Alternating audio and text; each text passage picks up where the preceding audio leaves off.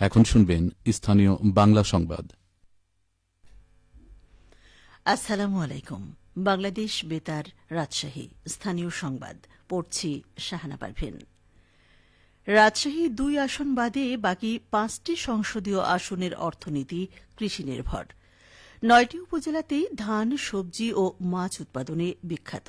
পর্যাপ্ত সংখ্যক বিশ্ববিদ্যালয় ও শিক্ষা প্রতিষ্ঠান থাকায় শিক্ষিত যুবকের সংখ্যা বেড়েই চলেছে। সেই সাথে পাল্লা দিয়ে বাড়ছে বেকারত্ব। মোট ভোটারের মধ্যে নতুন ভোটার বা তরুণ ভোটারের সংখ্যা ৯৯,২৯১ জন। এদিকে রাজশাহীর ৬টি সংসদীয় আসনের ২২,৯২,১১৮ জন ভোটারের বিপরীতে নারী ভোটার ১১,৫৩,৪৬০ জন এবং পুরুষ ভোটার ১১,৩৮,৬৩০ জন। সেই হিসেবে অর্ধেকেরও বেশি নারী ভোটার।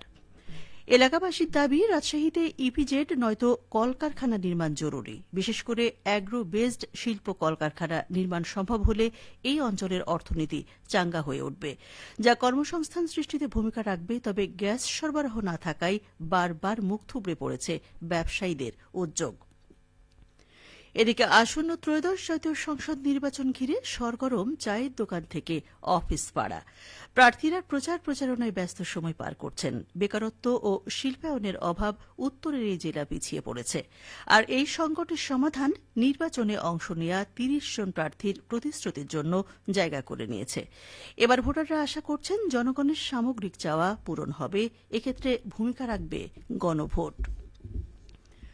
ত্রয়োদশ জাতীয় সংসদ নির্বাচন ও গণভোটে নাটোরের লালপুর উপজেলার ৮৪টি ভোট কেন্দ্রের দায়িত্বে নিয়োজিত প্রিজাইডিং অফিসারদের প্রশিক্ষণ প্রদান করা হচ্ছে।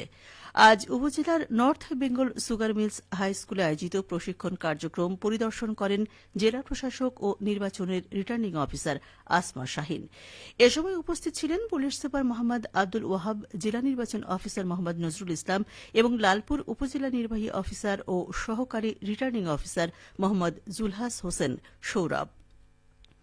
লালপুর উপজেলার ৮৪টি ভোট কেন্দ্রের দায়িত্বে নিয়োজিত প্রায় ১,৫০০ প্রিজাইডিং অফিসার, সহকারী প্রিজাইডিং অফিসার এবং পোলিং অফিসারদের ৩ দিনের প্রশিক্ষণ গতকাল শুরু হয়।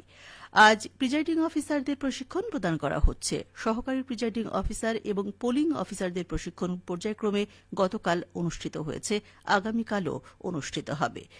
জেলা নির্বাচন অফিসার মোহাম্মদ নজরুল ইসলাম জানান, প্রশিক্ষণে সহায়ক সামগ্রী পরিবহন ও নিরাপত্তা, ভোট কেন্দ্র বিন্যাস, ভোট গ্রহণ ও গণনা, ফলাফল প্রস্তুত ইত্যাদি বিষয়ে প্রশিক্ষণ প্রদান করা হচ্ছে। প্রশিক্ষিত ভোট গ্রহণকারী কর্মকর্তাবৃন্দ আগামী ১২ ফেব্রুয়ারি অনুষ্ঠিতব্য ত্রয়োদশ জাতীয় সংসদ নির্বাচন ও গণভোটে ভোট গ্রহণের দায়িত্বে নিয়োজিত থাকবেন। আসন্ন জাতীয় সংসদ নির্বাচন ও গণভোটের ভোট প্রদানে জনসাধারণকে উদ্বুদ্ধ করতে নাটোরে 10 মিনিটস ব্রিফ করেছে জেলা তথ্য অফিস। গতরাতে লালপুর উপজেলার রুইগাড়ি বাজারে এই নির্বাচনী ব্রিফ প্রদান করেন জেলা তথ্য অফিসার আব্দুল আওয়াল। তিনি বলেন, আগামী ১২ ফেব্রুয়ারি একই দিনে ২টি পৃথক ব্যালটে জাতীয় সংসদ নির্বাচন ও গণভোট অনুষ্ঠিত হবে।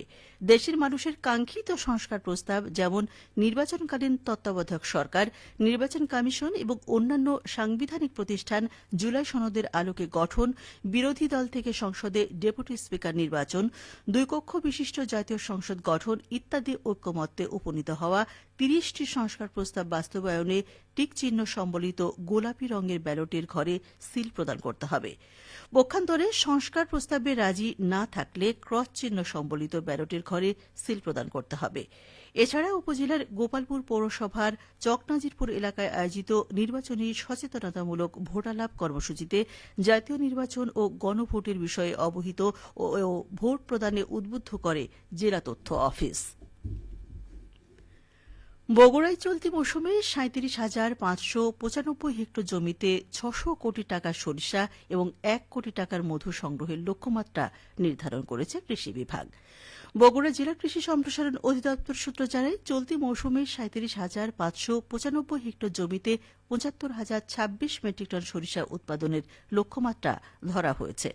প্রতি কেজি সরিষার দাম ৮০ টাকা ধরলে উৎপাদিত সরিষার বাজার মূল্য দাঁড়ায় ৬২,৮০,০০০ টাকা।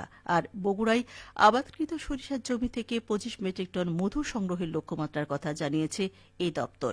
প্রতি কেজি মধুর দাম ৪০০ টাকা ধরলে সংগৃহীত মধুর বাজার মূল্য প্রায় ১ কোটি টাকা। বগুড়া জেলা কৃষি সম্প্রসারণ অধিদপ্তরের উপসহকারী পরিচালক ফরিদুর রহমান বলেন, সরিষার জমি থেকে মধু সংগ্রহ করতে জেলায় ৮৮ জন উদ্যোক্তা কাজ করছেন।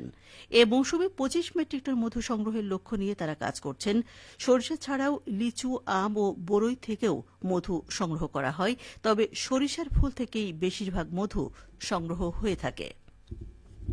সবশেষে আবহাওয়া। আজ দুপুর ১২টায় রাজশাহীতে তাপমাত্রা ছিল ২৪.৩ ডিগ্রি সেলসিয়াস। এ সময় বাতাসে আপেক্ষিক আর্দ্রতার পরিমাণ ছিল ৫৪%।